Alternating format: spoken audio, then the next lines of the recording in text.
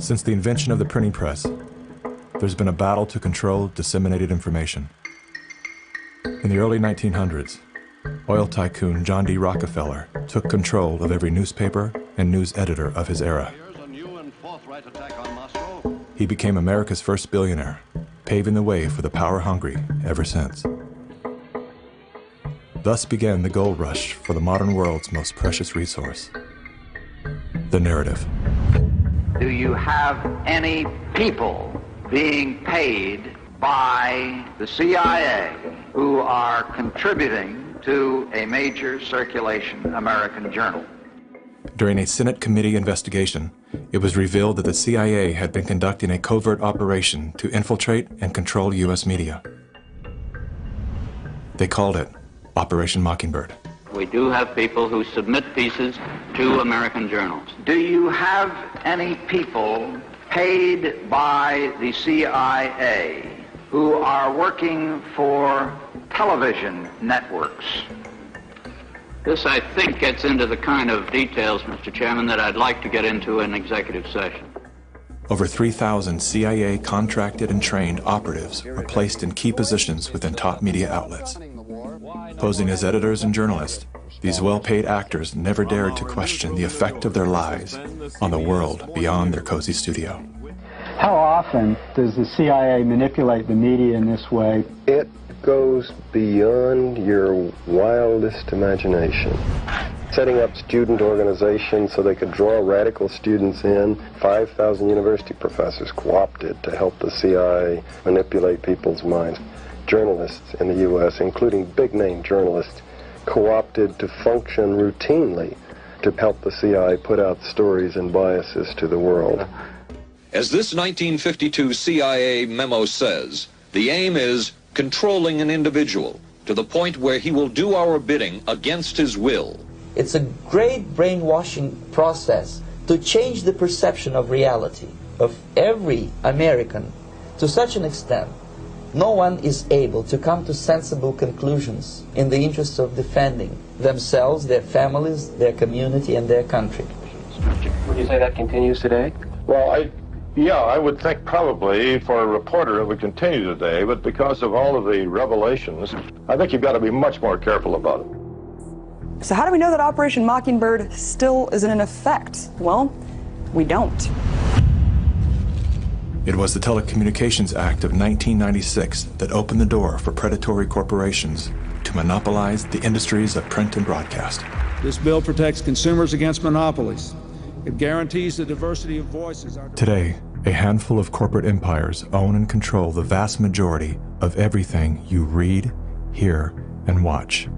From the biggest movie studios, television and radio networks, newspapers and magazines, to the vast universe of internet news and entertainment sites. Amazon has transformed its operations in response to COVID-19 to protect employees and keep packages flowing. The company is keeping its employees safe and healthy while still delivering those packages to your doorstep. The company is keeping its employees safe. The company is keeping its employees safe. Millions of Americans staying at home are relying on Amazon. And that is how it works. It's like a house of mirrors, where you're seeing the same thing over and over and over again, except it's distorted. There's an industry that is paid to go after and target journalists, whistleblowers, and inundate our consciousness and the images we see to try to ruin, destroy, or smear the idea that they don't like or the person who's delivering it. You smear somebody with falsehoods and all the rest, and then you merchandise it. And then you write it, and they'll say, see, it's reported in the press, so they have that validation that the press reported the smear, and then it's called the wrap-up smear. Now I'm going to merchandise the press's report on the smear that we made. And it's a tactic. Welcome back, everybody. News personalities are not the only high-paid actors to serve the propaganda machine. Most late-night talk shows are owned by the same corporate overlords and thus follow the same script, only laced with a laugh. Our main story tonight concerns conspiracy theories. Last Week Tonight with John Oliver featured a skit entitled Coronavirus Conspiracy Theories. Like the claim that the moon landing was faked. First thing to note here is that Mr. Oliver opens with commentary about conspiracy theories that are completely unrelated to coronavirus.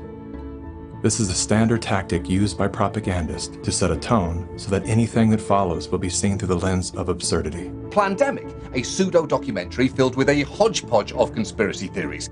Mr. Oliver then does his best to debunk Dr. Judy's claim that she was arrested but never charged with a crime. She was absolutely criminally charged. This was not an oversight, but a blatant lie. Prior to the taping of this episode, Mr. Oliver had the official arrest documents that clearly prove that Dr. Judy was never charged with a crime.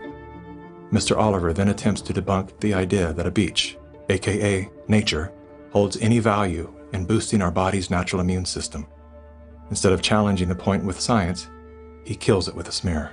Everything that you just said is insane. Television is not the truth. We deal in illusions, man. None of it is true. But you people sit there day after day, night after night, all ages, colors, creeds. We're all you know. You're beginning to believe the illusions we're spinning here. You're beginning to think that the tube is reality and that your own lives are unreal. This is mass madness, you maniacs. In God's name, you people are the real thing. We are the illusion. So turn off your television sets. Turn them off now. Turn them off right now. Turn them off and leave them off. Turn them off right in the middle of the sentence I'm speaking to you now. Turn them off.